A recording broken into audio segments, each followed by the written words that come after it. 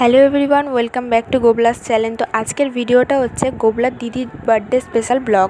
তো এখানে গোবলার দিদি ছিল। তো এখানে সকাল থেকে রান্নাবান্না শুরু হয়ে গেছে। এদিকে গোবলার ঠাকুমা এখানে রান্না করছে। দেখো মাছ ভাজা অলরেডি হয়ে গেছে।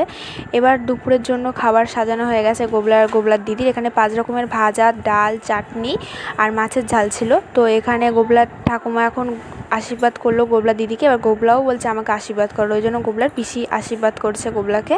তো এখানে আমরা সবাই ছিলাম, আমি ছিলাম, গোবলার পিসি ছিল, গোবলার ঠাকুমা ছিল, আর গোবলার দিদি আর গোবলা। এখানে গোবলা দেখো একা একা কি সুন্দর খাচ্ছে দেখো। তারপরে বিকালে একটা ছোট্ট সেলিব্রেশন করলাম কেক কেটে। তো এখানে গোবলা আর গোবলার দিদি দুজন মিলে কেক কাটছে। এখানে সবাই ছিল, গোবলার মামা ছিল, গোবলার মামি ছিল, তারপরে ওর সব মামারা ছিল, এখানে ওর ঠাকুমা ছিল, মাসি ছিল, সবাই মিলে এখানে আমরা একটা ছোট কেক কাটিং সেলিব্রেশন করলাম।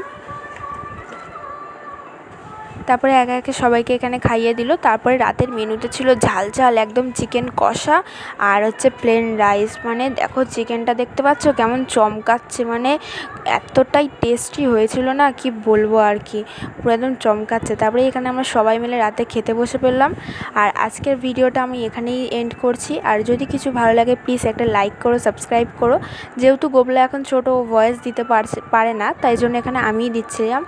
আর সবাই মিলে এখানে আমরা খাওয়া দাওয়া করলাম। আজকের দিনটা তো এরম করেই এনজয় করলাম। তোমাদের কেমন লাগলো অবশ্যই কিন্তু জানিও।